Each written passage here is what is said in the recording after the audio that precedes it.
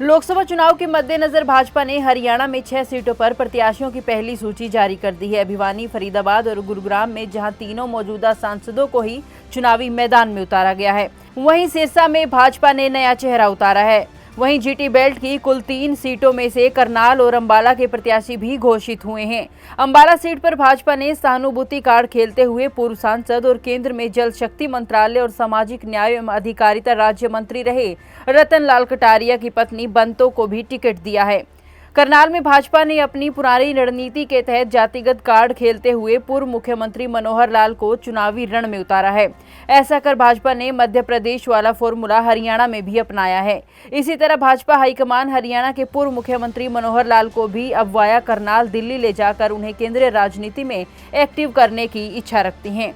Ambala seat पर 1999 में रतन लाल कटारिया पहली बार भाजपा की टिकट पर सांसद बने थे। उसके बाद 2 बार कुमारी शैलजा से शिकस्त खाने के बाद मोदी लहर में कटारिया वर्ष 2014 और 2019 में फिर से सांसद बने। इस दौरान बंतो कटारिया भी रतन लाल के साथ उनके सियासी सफर में पूरी तरह एक्टिव रही। भाजपा ने बंतो को कई महत्वपूर्ण पदों पर आसीन रखा और इसी वक्त भी बंतो प्रदेश भाजपा की उपाध्यक्ष और कुरुक्षेत्र की प्रभारी है। 18 मई 2023 को अचानक मौजूदा सांसद रतन लाल कटारिया के निधन के बाद अंबाला सीट खाली हो गई। इस सीट पर उपचुनाव की अटकलें चलती रही मगर उपचुनाव नहीं हो पाया। इस दौरान 29 जून को रक्षा मंत्री राजनाथ सिंह अंबाला लोकसभा क्षेत्र के अंतर्गत यमुनानगर रैली में बंतो के सिर पर हाथ रखकर वहां मौजूदा लोगों के सक्षम यह कह गई कि ये बेटी अब आपके हवाले है। तभी से ये तस्वीर लगभग साफ हो गई थी कि वर्ष 2024 के लोकसभा चुनाव में भाजपा अंबाला सीट से बंतो को ही मैदान में उतारकर सहानुभूति कार्ड खेल सकती है। उधर करनाल सीट पर राजनीतिक परिदृश्य काफी हद तक जातिगत फैक्टर के इर्द गिर्द ही घूमता है। करनाल क्षेत्र के अंतर्गत पानीपत जिला भी आता है और इस क्षेत्र में चुनाव के दौरान पंजाबी मतदाता निर्णायक ही माना जाता है। वर्ष 2014 और 2019 में भाजपा ने इस सीट पर पंजाबी प्रत्याशी को ही लोकसभा का टिकट देकर उतारा था और जीत हासिल की थी। अब 2024 में इस सीट पर भाजपा ने अपनी पुरानी रणनीति के तहत एक बार फिर पंजाबी प्रत्याशी पर दांव खेल दिया है। लोकसभा चुनाव के मद्देनजर भाजपा ने हरियाणा में 6 सीटों पर प्रत्याशियों की पहली सूची जारी कर दी है। भिवानी, फरीदाबाद और गुरुग्राम में जहां तीनों मौजूदा सांसदों को ही चुनावी मैदान में उतारा गया है, वहीं सिरसा में भाजपा ने नया चेहरा उतारा है। वहीं जीटी बेल्ट की कुल 3 सीटों में से करनाल और अंबाला के प्रत्याशी भी घोषित हुए हैं। अंबाला सीट पर भाजपा ने सहानुभूति कार्ड खेलते हुए पूर्व सांसद और केंद्र में जल शक्ति मंत्रालय और सामाजिक न्याय एवं अधिकारिता राज्य मंत्री रहे रतन लाल कटारिया की पत्नी बंतो को भी टिकट दिया है। करनाल में भाजपा ने अपनी पुरानी रणनीति के तहत जातिगत कार्ड खेलते हुए पूर्व मुख्यमंत्री मनोहर लाल को चुनावी रण में उतारा है। ऐसा कर भाजपा ने मध्य प्रदेश वाला फॉर्मूला हरियाणा में भी अपनाया है।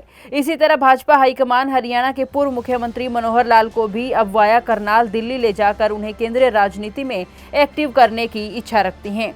अंबाला सीट पर 1999 में रतन लाल कटारिया पहली बार भाजपा की टिकट पर सांसद बने थे। उसके बाद 2 बार कुमारी शैलजा से शिकस्त खाने के बाद मोदी लहर में कटारिया वर्ष 2014 और 2019 में फिर से सांसद बने। इस दौरान बंतो कटारिया भी रतन लाल के साथ उनके सियासी सफर में पूरी तरह एक्टिव रही। भाजपा ने बंतो को कई महत्वपूर्ण पदों पर आसीन रखा और इसी वक्त भी बंतो प्रदेश भाजपा की उपाध्यक्ष और कुरुक्षेत्र की प्रभारी है। 18 मई 2023 को अचानक मौजूदा सांसद रतन लाल कटारिया के निधन के बाद अंबाला सीट खाली हो गई। इस सीट पर उपचुनाव की अटकलें चलती रही मगर उपचुनाव नहीं हो पाया। इस दौरान 29 जून को रक्षा मंत्री राजनाथ सिंह अंबाला लोकसभा क्षेत्र के अंतर्गत यमुनानगर रैली में बंतो के सिर पर हाथ रखकर वहां मौजूदा लोगों के सक्षम यह कह गई कि ये बेटी अब आपके हवाले है। तभी से ये तस्वीर लगभग साफ हो गई थी कि वर्ष 2024 के लोकसभा चुनाव में भाजपा अंबाला सीट से बंतो को ही मैदान में उतारकर सहानुभूति कार्ड खेल सकती है। उधर करनाल सीट पर राजनीतिक परिदृश्य काफी हद तक जातिगत फैक्टर के इर्द गिर्द ही घूमता है। करनाल क्षेत्र के अंतर्गत पानीपत जिला भी आता है और इस क्षेत्र में चुनाव के दौरान पंजाबी मतदाता निर्णायक ही माना जाता है। वर्ष 2014 और 2019 में भाजपा ने इस सीट पर पंजाबी प्रत्याशी को ही लोकसभा का टिकट देकर उतारा था और जीत हासिल की थी।